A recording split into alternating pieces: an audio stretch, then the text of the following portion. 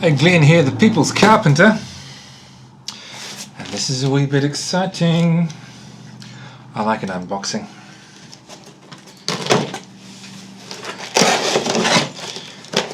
I wish I could say Bosch have sent me their new sander to try out. No one sends me things to try out. I have to buy them and then take the risk that I will like them.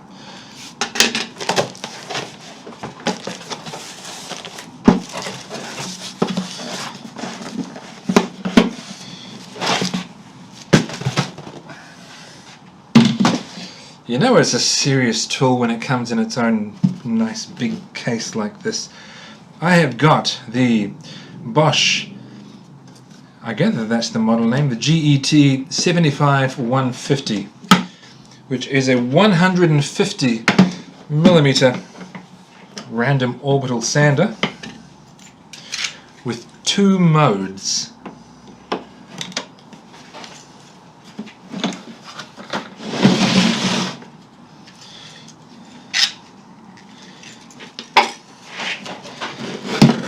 It looks like a serious piece of kit, and I'm going to give this a go. It has the mode that doesn't have a name, which I gather means normal, and then it has the turbo mode. I'm going to learn a little bit about this before I say too much more, but I think the turbo mode is geared, certainly more aggressive, more powerful.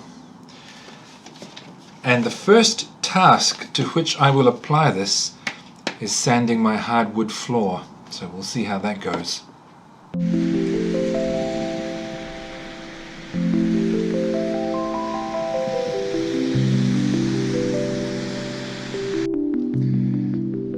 So the box is nice. It comes with, well, I guess it is a kind of polystyrene. It feels much more dense than normal polystyrene. It doesn't feel quite as nasty, not as breakable, but you will have to look after that. In the box comes the manual, a large manual. Am I going to read that? I might consult parts of it, but I'll get most of the information I need online. You get the sander itself. It comes with a few different grits of disc. These are mesh style discs. You've got your Allen key. You've got a machine screw. What's that for? I'm not sure yet. I guess I'll find out.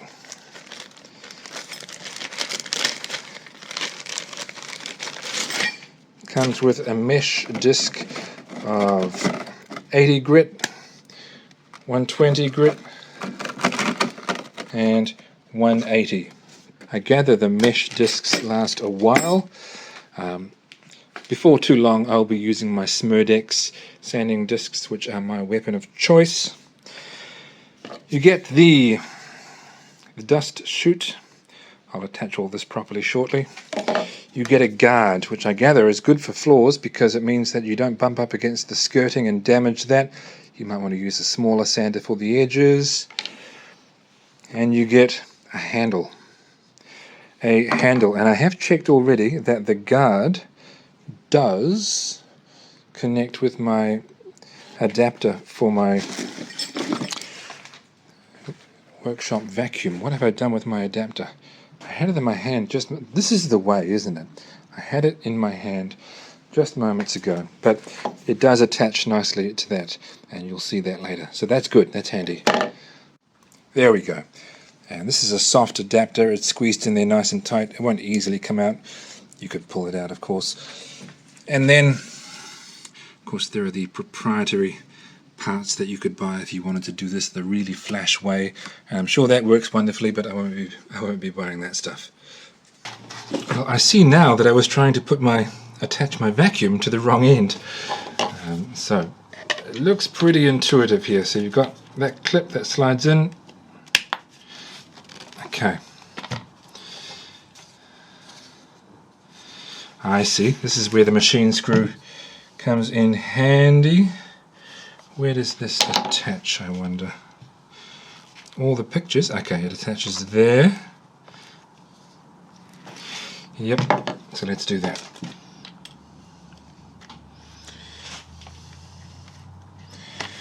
If you're a tool person, you've probably got your own Allen key, but it is kind of nice that it does come with it, just in case you don't have one.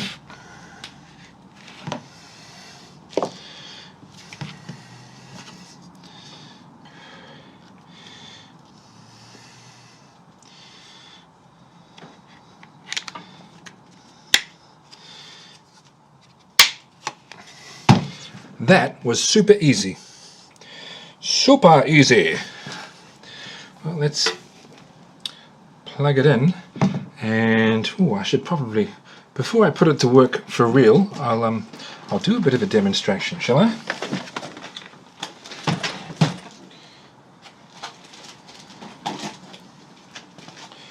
I'll use 80 grit, which is somewhat aggressive. Okay, so we're all plugged in. I realised that having the handle on that side probably wasn't ideal. I should hold the sander itself with my dominant hand. Fortunately, the handle goes just as easily on either side. And this doesn't connect, not well anyway. So I'll need to look into getting another connector, because using this in the manner that I intend to without dust extraction is not a serious option. So I'll have to look into what's available there. So I've got this old Cody post. Well, no post.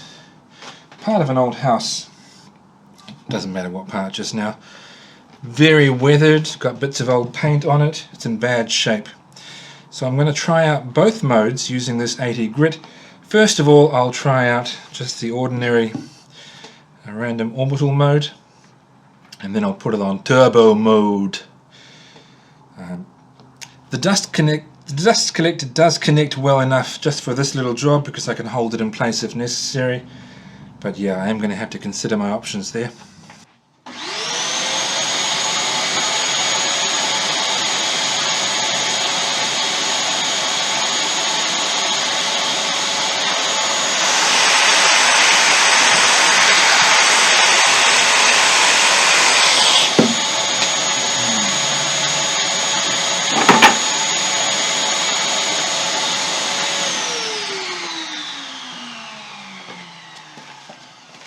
No, I do want to have this connected before I do anything.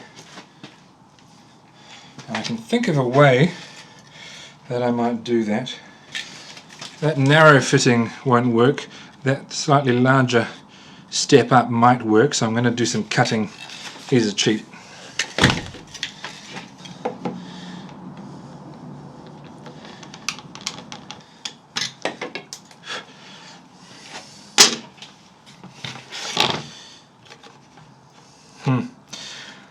Oh well, that's still not exactly the right size, so I am going to have to try to find a solution.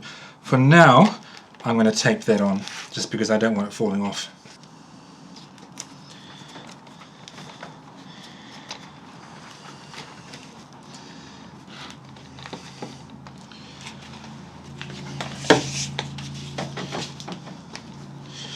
Okay, so once more I'll try it on normal mode and then turbo mode. Normal, turbo. Let's do that.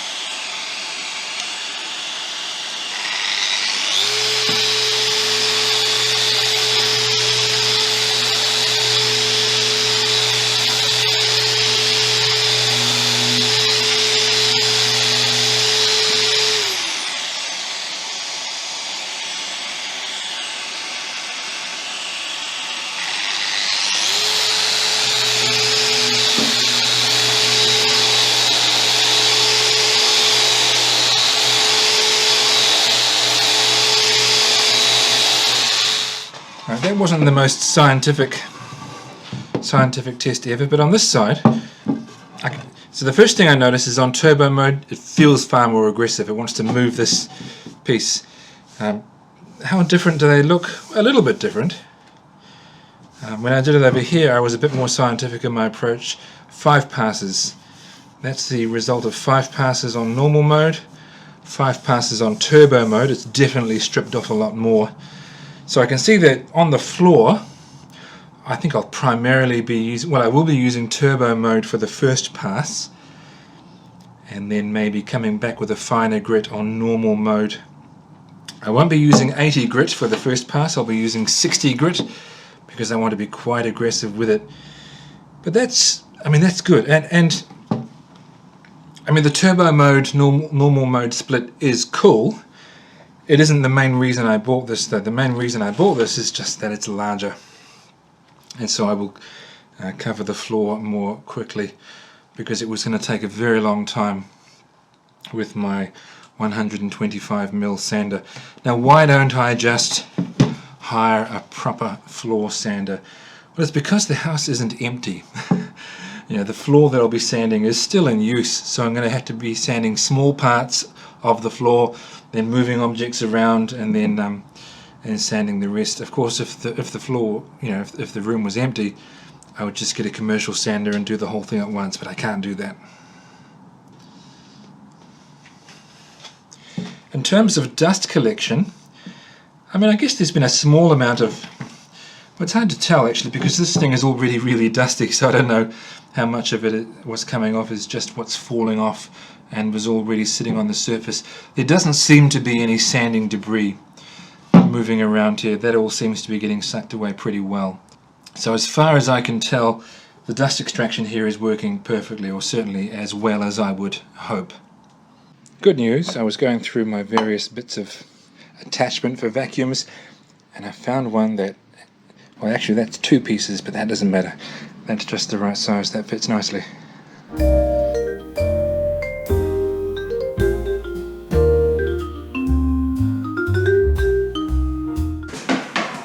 So this is the floor. They're very nice Martai floorboards. At some point they've been splattered with paint, I guess when they did some redecoration in here. There was an old piece of carpet thrown on top. They're just kind of, they're messy, they've got some old varnish on them. You know, there's a lot of stuff to remove. So I've got a sheet of Smurdex ceramic 60 grit paper on here. There's a whole other section of the room that I've already done, but I used a variety of tools over time to do that, starting with my small sander, using an electric planer, which is okay but very risky. Far better to only use sanding on it. So I wanted to start here for the demonstration on a piece of floor that's had no other work done. Okay, I've got the sander plugged into the vacuum so that when I turn the sander on, the vacuum will start. And I've already used it a little bit in here and there's just no dust. The dust extraction works so well. And I've got this on turbo mode.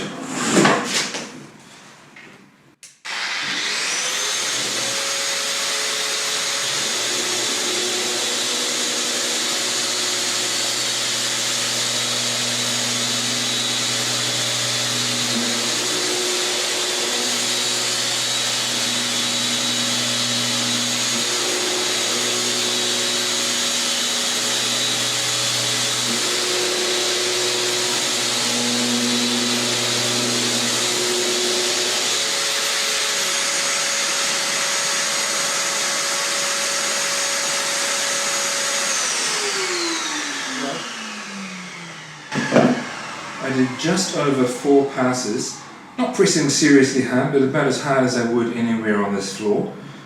Just over 4 passes, and that's completely stripped the area. So that's really good. It's a large room, so it is still going to take a fair bit of time because I'm going to do this with 60 grit and then come back with 120 grit just to give it a slightly smoother finish. I might, so this is, as far as I'm concerned, that works fantastic and it does the job fairly quickly. for a handheld sander. I might, after doing, I don't know, another chunk of area, just decide that I don't want to take that long, and I might rent a floor sander and do it. I wouldn't have to do that. I could do this floor just with this sander. The room is about, it's about 4 meters by 6 meters, roughly. So it is going to take a while. But I could do it by hand if I wanted, using this sander. If I don't, it's because I can afford to rent something bigger. I mentioned earlier, I think, that the room still had lots of stuff in it. The room is now mostly empty. We decided to take most of the stuff out, which is why I might consider getting a large sander. But that is impressive. That is impressive. So there we are. I did pull the pin and hire a proper floor sanding machine. It's going well. I've only just begun, really. This video isn't about floor sanding, so I won't say too much, but the initial passes with the very coarse grit diagonal to, well, make things level. Doing it diagonally is a good way to level off any high spots quickly. And then all grits after that, I'll really only do one grit I think after that. The finer grit will be done with the grain to leave a nice finish.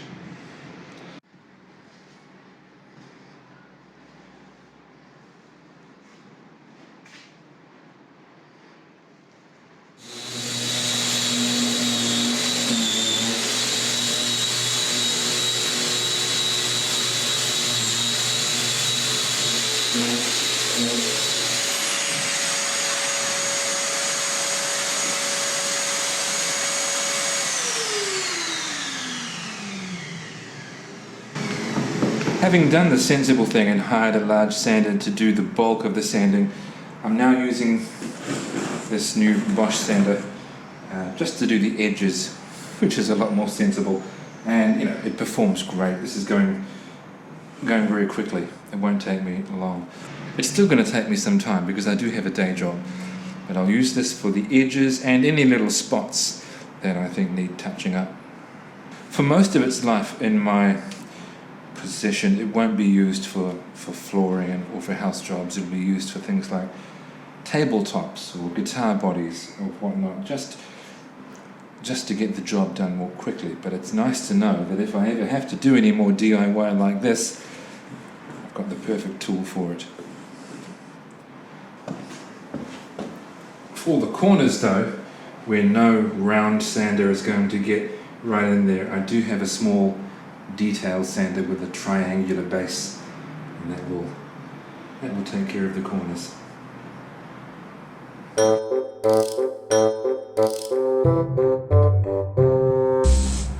Okay, so I've been using this to touch up the floor after the big and far more coarse sander has gone across it. So I used that to get the bulk of the varnish and whatnot off, and I think it looks really good. Having just used this now to touch up any spots that needed it, whether they were still quite scratched or whether they were a little bit deeper than the drum sander went, but I didn't want to level the whole floor right down to that level. Here's how it looks now with a few coats of water-based polyurethane on it. I'm doing the floor in sections. I'll finish it off over the next couple of weeks, but I'm very happy with the result. But that's just a case of me using this mostly on turbo mode with grits up to 80, which is fine. I mean, that's really one of the benefits of having a powerful sander like this. You can do really aggressive work, and it will tear through tasks quite efficiently, quite quickly. But you don't always want to do that when you have a sander. Sometimes you just want to do what you might think of as ordinary sanding. So we're in the middle of, and this is why I was sanding the floor and now varnishing it. We're in the middle of doing some home improvements, making the house nicer and possibly more sellable. I mean, it's already a fairly nice place, but I'm making it even better.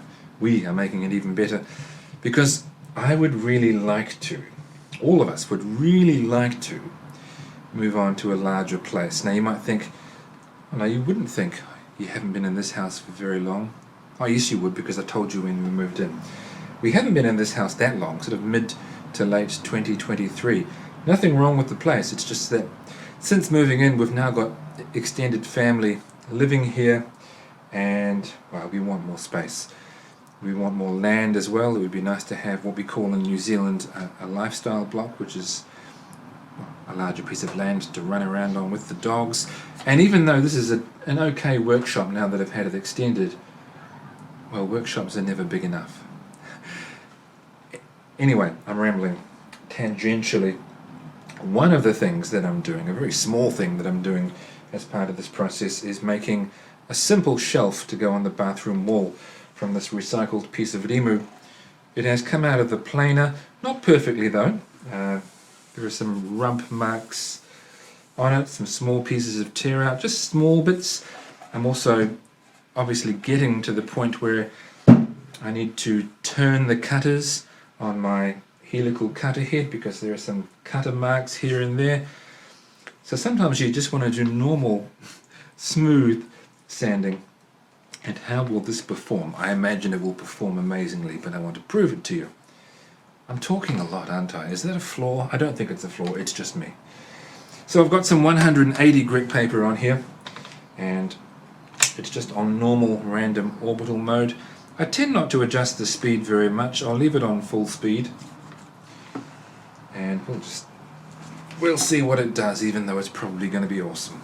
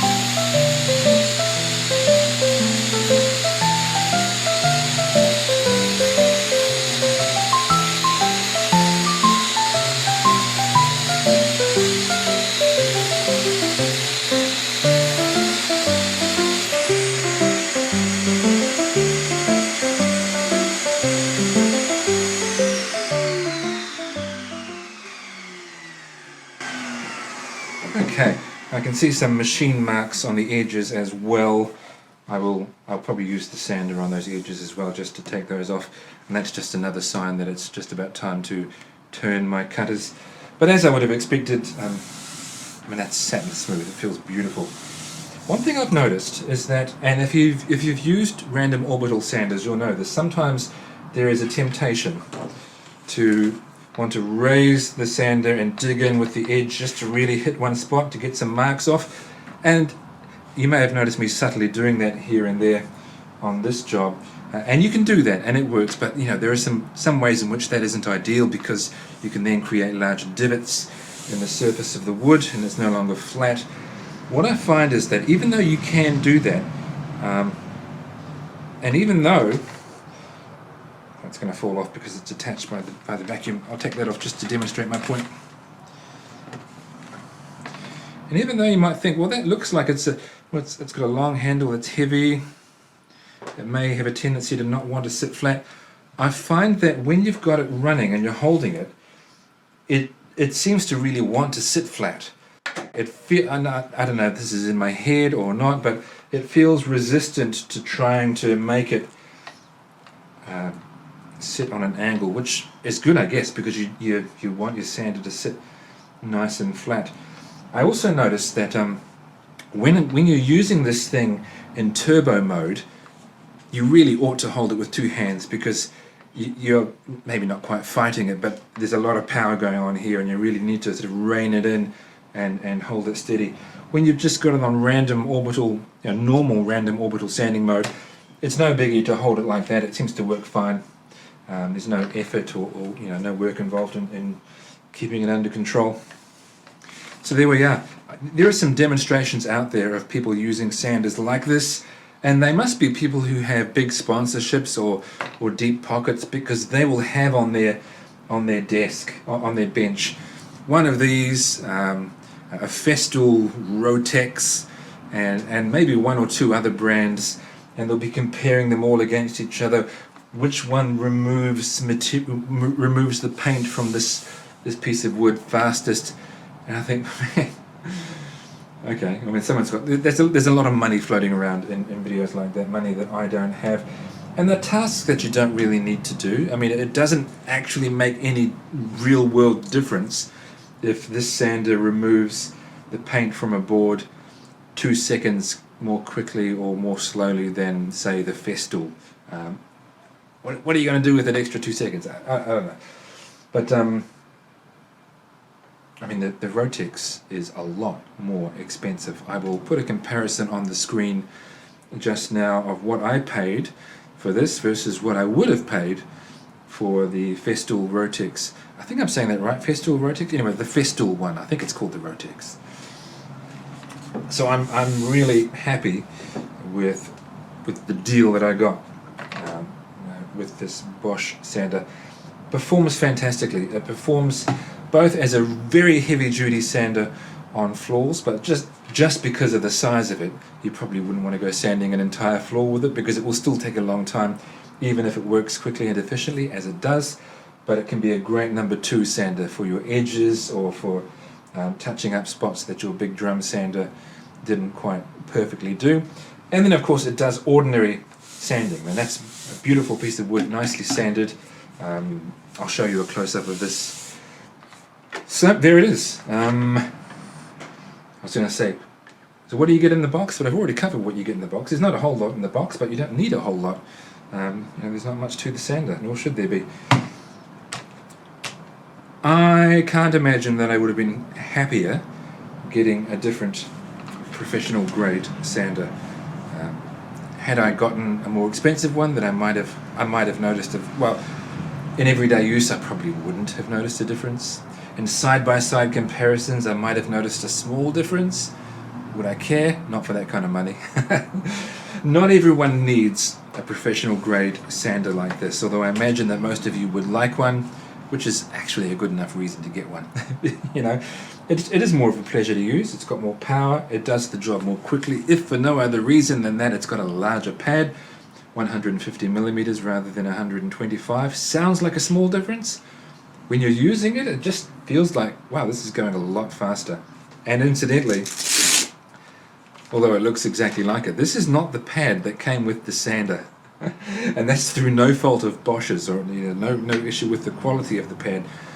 I rather foolishly had used up one of the sanding discs and taken it off whilst working on the floor, but forgotten that I had taken it off. So I came back to do more sanding on the floor with no disc on, and I was sanding away thinking, this really isn't making much difference. Well, it was making a difference to the pad. It completely ruined the Velcro surface, so I had to buy a new one. Yeah. Replacement parts aren't that cheap if you get the genuine ones. There are sellers on eBay in Asian countries selling things that look very much like this and may or may not do exactly the same job. That's up to you. But I bought a real one. There you go. There you go. I'm very, very happy with my purchase.